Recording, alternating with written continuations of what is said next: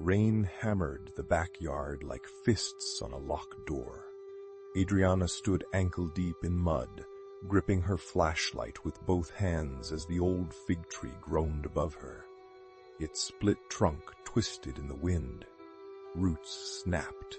Wet earth slid into the hole opening beneath it. No. A flash of lightning turned the yard white. There, inside the collapsing ground, something metal blinked back at her. Not a pipe, not a sprinkler line. A ring, black iron, huge, buried in a slab beneath the roots. Adriana dropped to her knees. Cold mud soaked through her pajama pants. The storm swallowed every sound except the pounding rain and the strange hollow knocking coming from under the ground. She reached down and wrapped her fingers around the ring. It was warm. She yanked.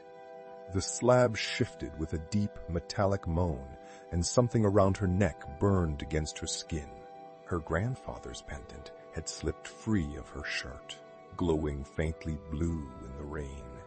On the hatch below, the same symbol stared back at her, a crooked star inside a wave. Swat Olbenite. That's impossible. The hatch opened an inch. Salt air breathed out. Then, from the darkness beneath her backyard, a wet scraping sound crawled upward.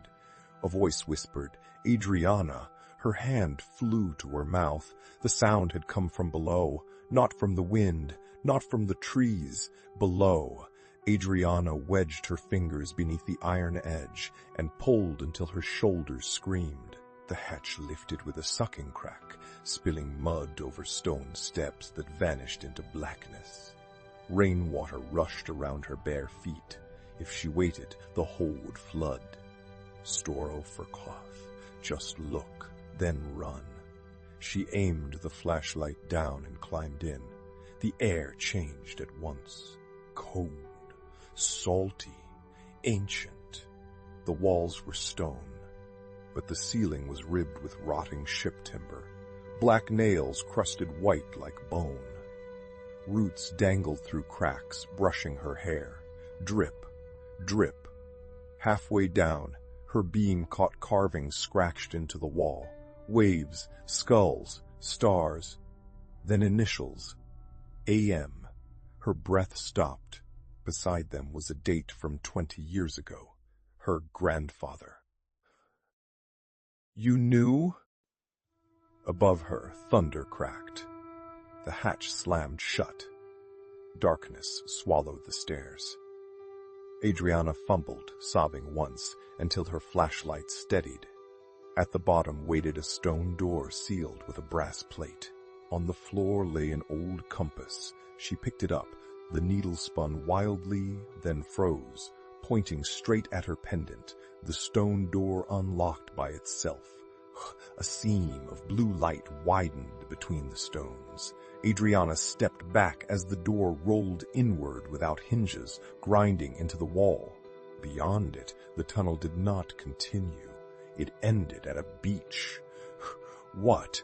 Black water breathed against pale sand beneath a ceiling of glittering rock. The air tasted like pennies and ocean spray. Far below her neighborhood, a hidden tide moved in silence. Then her flashlight found the ship. It leaned out of the cavern wall, enormous and broken. Its masts snapped, its hull pierced by stone as if the earth had swallowed it whole. Adriana crossed the sand. Her feet sank into cold grit. Something crunched under her heel. A shell, miles from the coast.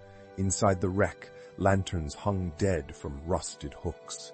A wax-sealed book rested inside a captain's box. She opened it with trembling fingers. Elias Vane, captain, keeper of the Storm bloodline. Stormblood. A wet footprint shone beside hers. Fresh, not hers. Her skin tightened. On the tilted deck sat a sea chest banded in iron, its lock marked with the same crooked star and wave. When Adriana touched it, every lantern in the cavern flared green. Across the underground shore, another flashlight snapped on. A man's voice cut through the dark. "Step away from my chest." Adriana froze with one hand on the iron lock. The figure came closer, limping across the sand. Raincoat, gray beard, a face she had seen trimming roses next door. "Mr. Calder?" His flashlight shook. "Your grandfather promised me half." "That's impossible." "He found the harbor, then sealed it. Left my daughter to die while he played guardian." The words struck harder than the storm above. Calder's eyes dropped to her pendant. "He gave you the key." Adriana backed away, but the deck tilted beneath her. Calder lunged. His hand closed around the chain at her neck. "Stop!" The clasp snapped. He shoved the pendant into the chest's lock. For one breath, nothing moved. Then the entire ship answered. Chains rattled. Hidden gears screamed under the deck. The sea chest cracked open, revealing gold-black pearls and glass file glowing with tracked lightning. "Storm glass," Calder breathed. Water exploded through the floorboards. Adriana slipped. Her flashlight spun away. The deck split beneath her knees. She grabbed a rotten beam. It broke in her hand. No. The last thing she saw was the treasure chest sliding toward the rising black tide as she fell into darkness. Cold water slapped Adriana awake. She coughed, choking on salt, and clawed onto a floating barrel in the lower hold. Gold coins drifted past her like dead stars.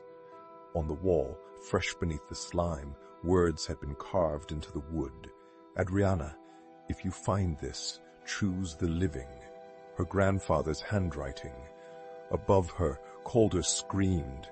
He hung from a broken ladder, one hand reaching for the glowing vial bobbing in the flood. "It can save her." Adriana saw the compass lodge between two stones below. Her pendant dangled from the open chest beside it. She understood. Not treasure, a trap.